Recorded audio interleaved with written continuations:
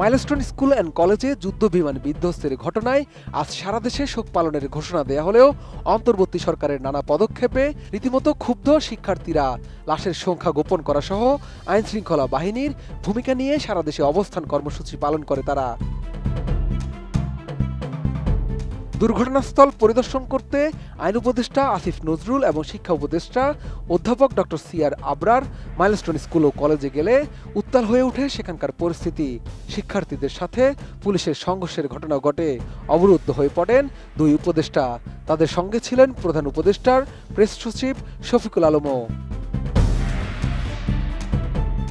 অন্যদিকে মর্মান্তিক ও হৃদয় বিদারক ঘটনার পর চলমান এইচএসসি পরীক্ষা বাতিলের ঘোষণা রাত ৩টায় দেয়াতেও ক্ষুব্ধ অভিভাবক ও শিক্ষার্থীরা। অপরিকল্পিত এমন সিদ্ধান্তে শিক্ষা উপদেষ্টা ও শিক্ষা সচিবের পদত্যাগ দাবির পাশাপাশি সচিবালয়ও ঘেরাও করে বিক্ষুব্ধ শিক্ষার্থীরা। সেখানেও যৌথ বাহিনীর সাথে ঘটে ধাওপাল্টা ধাওয়া। এদিকে ক্ষোভ আর শোকের মাঝে যখন বিভোর গোটা দেশ, তখন মাইলস্টোন স্কুল অ্যান্ড কলেজে বিমান বিধ্বস্তের ঘটনায় ক্ষতিগ্রস্তদের জন্য অর্থ সাহায্য চান প্রধান উপদেষ্টা। প্রধান উপদেষ্টার ভেরিফাইড ফেসবুক পেজ থেকে একটি পোস্টে এই সহায়তা চাওয়া হয়।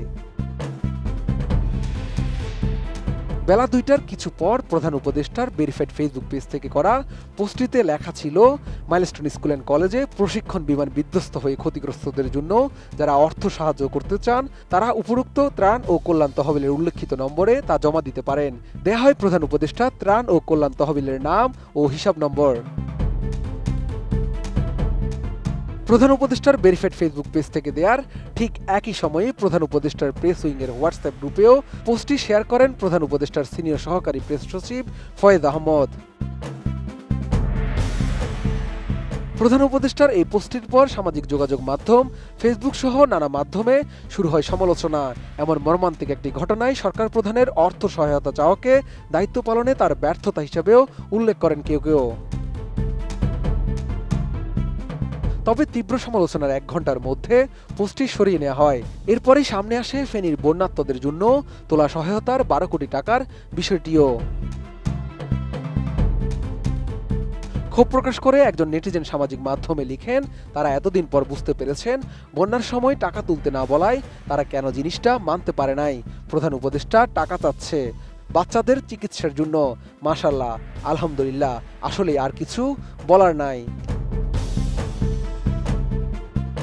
ফেসবুকে আরেকজন ব্যবহারকারী লিখেছেন, মানে একদিন না যেতেই সরকারকে ক্রাউড ফান্ডিংয়ে যাওয়া উচিত। এই বুদ্ধিটা কোন উজবুক সরকারকে দিল? ২২ জুলাই এই রিপোর্ট লেখা পর্যন্ত ঢাকার উত্তরার মাইলস্টোন স্কুল অ্যান্ড কলেজে বিমান বাহিনীর যুদ্ধ বিমান বিধ্বস্তের ঘটনায় নিহতের সংখ্যা ৩১ জনে দাঁড়িয়েছে।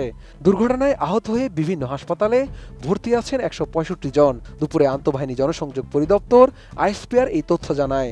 মাইলস্টোন স্কুল অ্যান্ড কলেজে বিমান বাহিনীর যুদ্ধ বিমান বিধ্বস্তের ঘটনায় নিহতের সংখ্যা ৩১ জনে দাঁড়িয়েছে। শহীদদের সঠিক নাম ও তথ্য প্রকাশ করতে হবে। আমাদের দ্বিতীয় দাবি হচ্ছে আহতদের সম্পূর্ণ নির্ভুল তালিকা প্রকাশ করতে হবে। তৃতীয় দাবি হচ্ছে শিক্ষক ও ছাত্রদের, আমাদের ভাইদের উপরে যে সেনাবাহিনী যে হামলা করেছে সেই হামলার আমরা প্রতিবাদ জানাই। নিহত প্রতিটি পরিবারকে বিমান বাহিনীর পক্ষ থেকে অবশ্যই সহযোগিতা করতে হবে। শাহাদাতের রিফাত, এটিএন নিউজ, ঢাকা।